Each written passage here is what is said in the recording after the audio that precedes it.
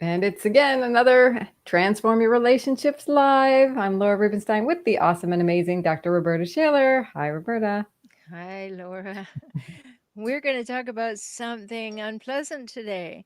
We are going to talk about slimy marketing and what that really feels like. The kind of marketing that makes you feel like you got to take a shower immediately, right? Yes, yes. And you get all hot and bothered and anxious, and it gets you all riled up. And then you feel like you have to relieve this tension. And guess what? You do, you buy. And then you find out you didn't get exactly what you thought, or what you got is not actionable. That's my big thing, is like people get so roped into buying, especially do it yourself products or info products that they will never use. In fact, most of my clients that come to me have bought a product or taken somebody's program and didn't get the promised results because it was not actionable for them. It was Mhm. not able, they weren't able to put into play what the whole method was, because it's not their method, it's not their style.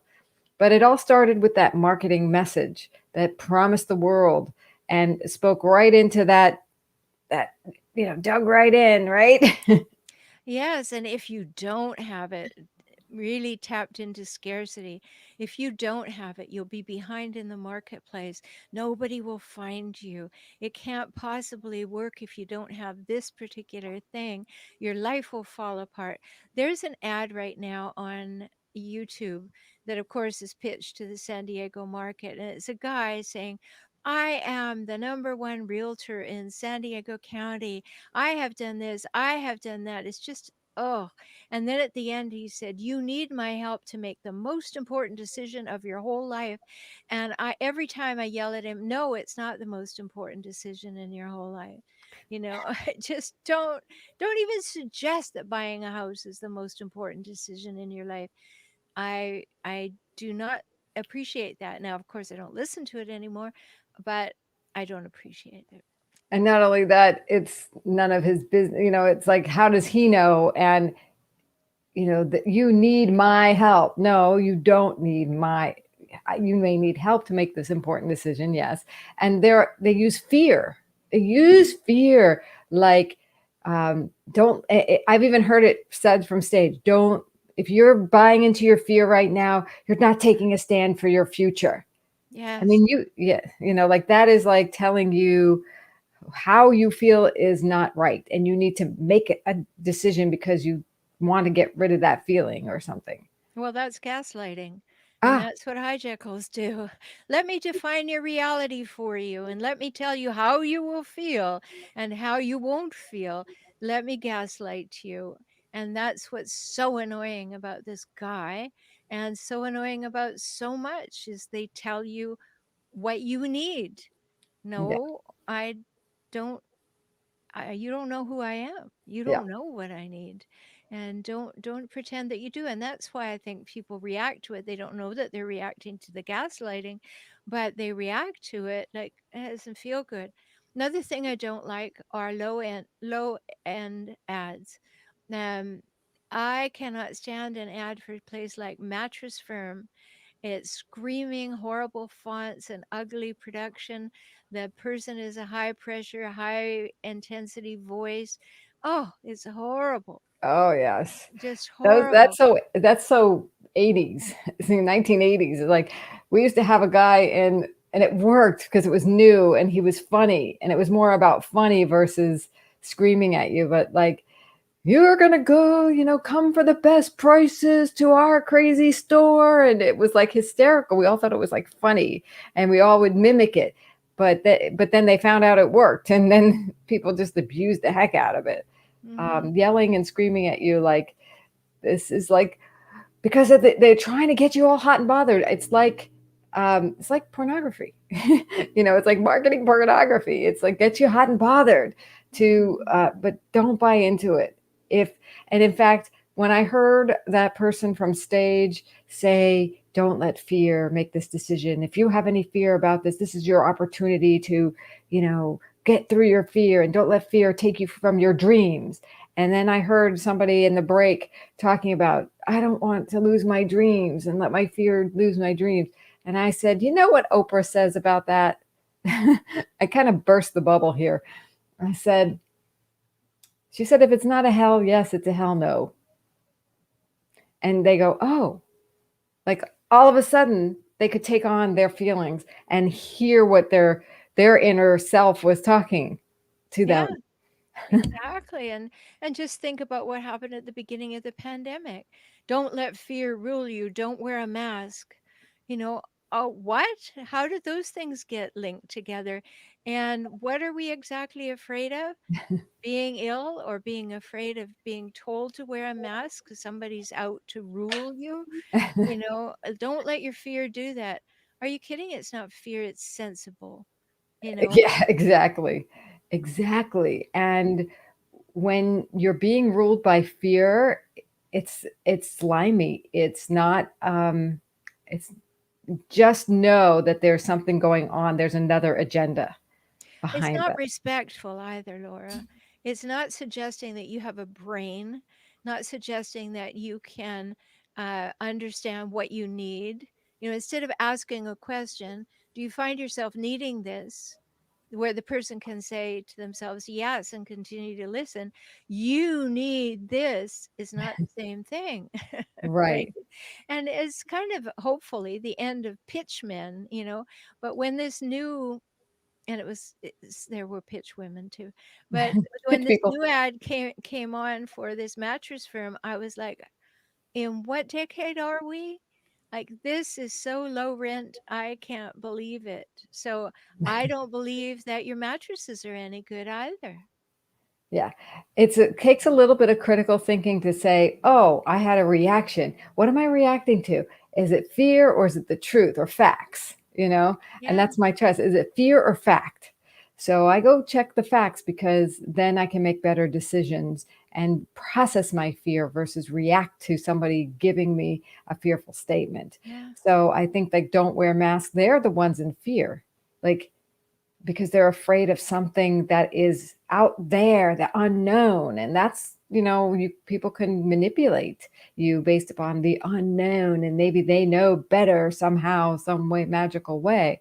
And we really need to say, take a breath and say, what are the facts? What are the real facts? Not the fabrications, not the propaganda. And I think there's a difference between propaganda and facts, and people they love the sensational and they just crave it. So they buy into it and they have this adrenaline rush. And then, oh my gosh, and I'm in the know of the inside scam that's going on. And really? Yeah.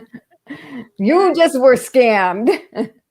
Exactly, and nobody likes to be scammed. So it's really a good piece of advice to notice your reaction immediately, because if it's compelling to you, why is it compelling? And do I really need this? Or am I just excited by the rhetoric or the music or the flashy graphics or Mhm. what is actually playing on me? But there is slimy marketing in people too. You know, my favorite topic, the hijack calls, that's all slimy marketing. It's Oh, called yeah. love bombing. I'm going to be who I think you want me to be, and I'm going to do it so well that I really hope that you will like me and become involved with me sooner rather than later so I don't have to keep pretending. And that's kind of the same thing as the marketing we're talking about. It's all flash and bubble in the beginning, and there's no substance. So questionable style followed by no substance and could be detrimental. So that also is slimy marketing. And it's hard to identify when it's so gushy, and so loving and so feels good. And all the flags seem like they're green, right? So I'm just like, then how do you have to do little tests to say, like, pinch me, in a way. Well, it's true. And in the slimy marketing of hijack calls, you have to be willing to sit back and stop being flattered long enough and feeling validated long enough. And that's just what I've always waited for long enough to say, really? uh, What's going on here? Because that old adage is true. If it seems too good to be true, it is. If you find somebody who seems like the perfect person and you've waited so long and isn't this wonderful, and then you meet a hijackal, slow down. If they're still the perfect person in a year, then you could respond to their request to move in immediately, have babies, and get married and be together forever. But after you've seen them for a year, you go around the calendar, you'll have seen how they respond to joy or to sorrow or to difficult times or to you having a bad mood or whatever. And your job is to observe, because this person is auditioning for a place in your life. And you don't want anybody being a star who's definitely dedicated to making it a flop. Well, or only one-sided. Oh, very one sided, but that'll be a flop for you. Right. You will be all the time saying, well, where did that person go that they sold me? Because that person isn't here any longer. So now, instead of the star that you signed up to be with, you've got an understudy that has a dark side. And you didn't come up to see that one. You Yeah. came to see the star. And so it's very important for us to realize there's slimy marketing in all kinds of places. When somebody wants to get you to do what they want you to do, I think back on early days of Tupperware parties.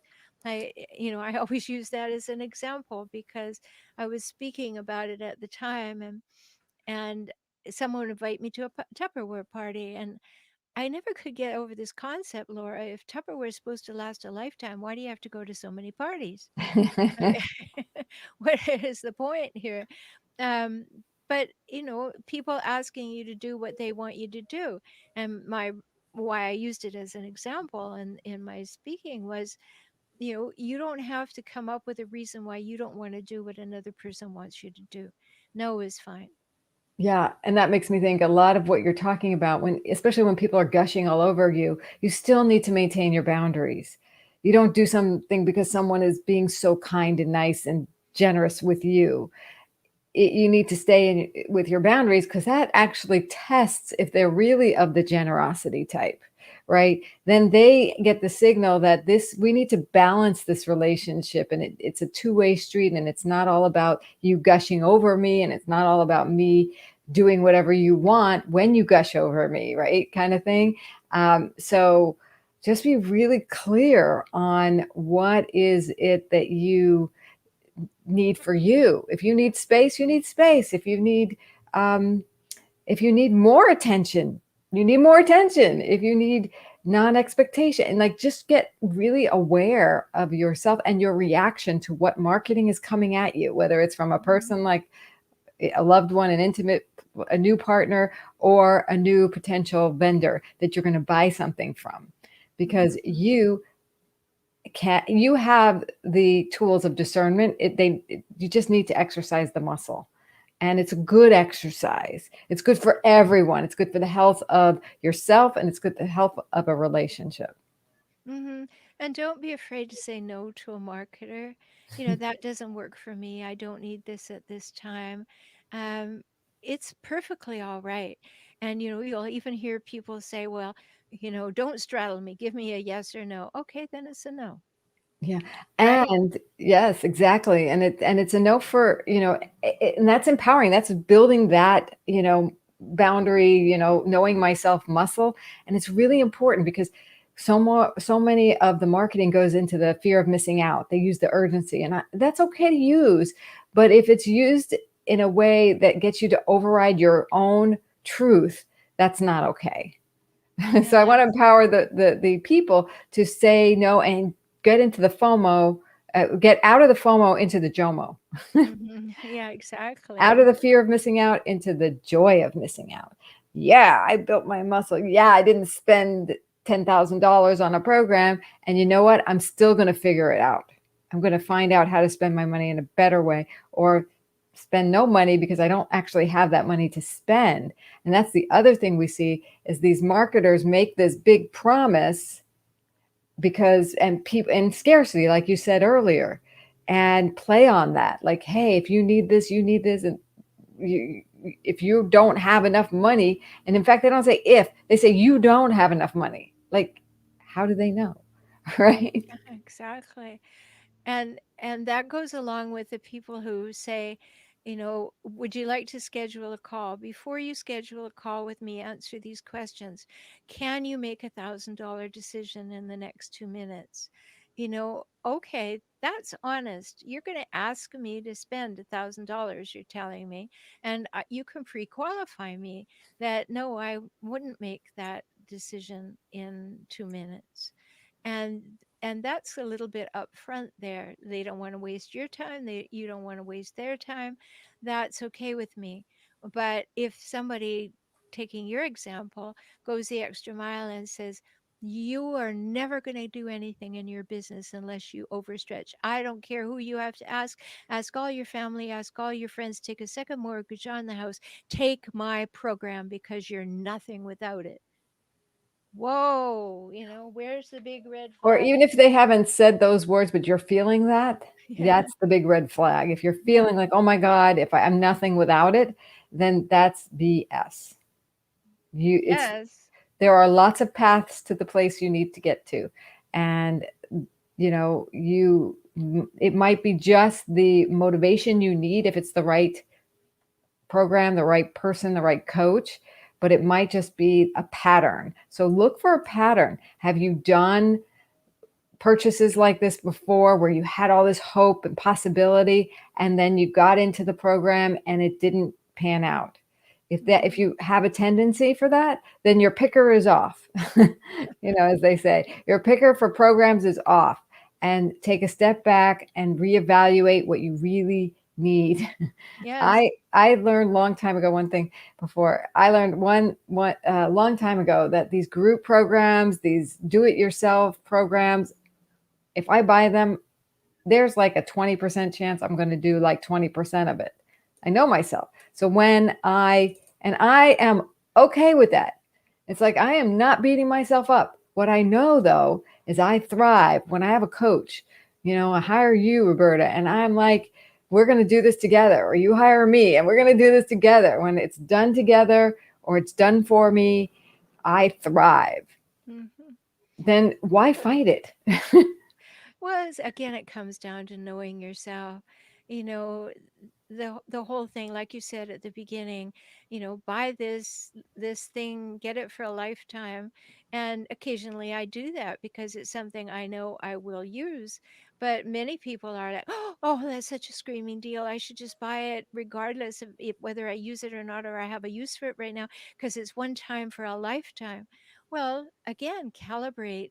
Is there any chance that you're going to use it? Like I bought a webinar thing a few months ago on one of those deals. Yes, I'm going to use it. Not immediately, but I knew I would use it.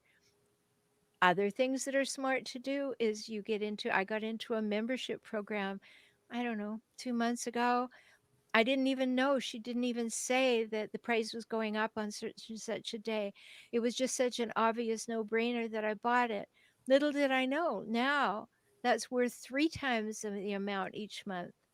And even though I got in on the bottom floor and gave her some cash to say I'm here, I knew that she would develop the program and it would get more and more and more benefits. And I was in on the bottom floor.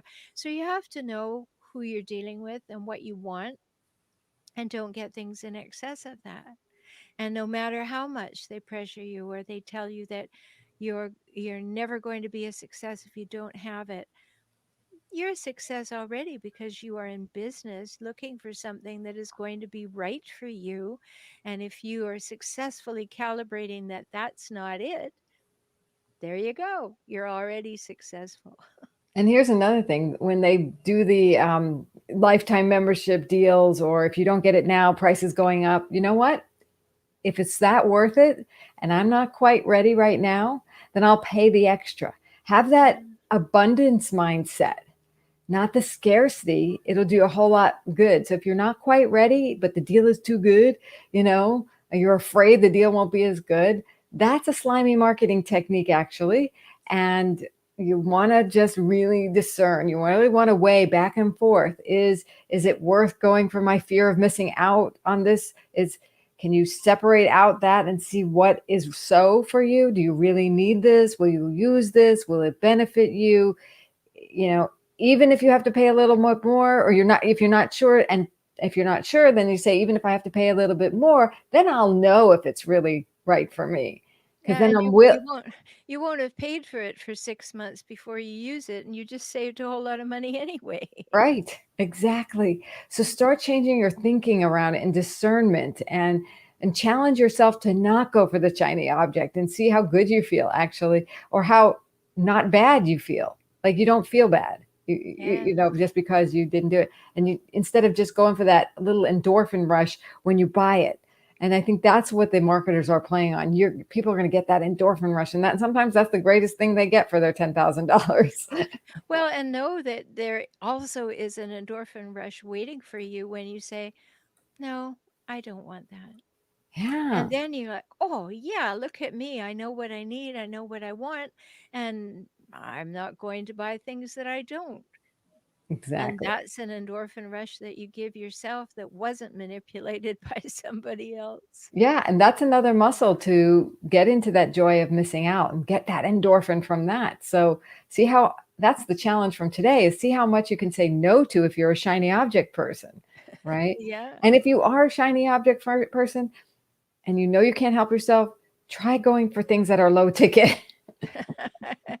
Yes, so that you won't be beating yourself up endlessly Yeah, and or you'll have or some cool stuff justifying that your you can either use a little bit or ignore, and not feel guilty. The last thing you want to do is beat yourself up for taking it or not taking it, right? You want to be good with where you're at, and you want to feel good. Like, I didn't take it up and I'm not regretting it.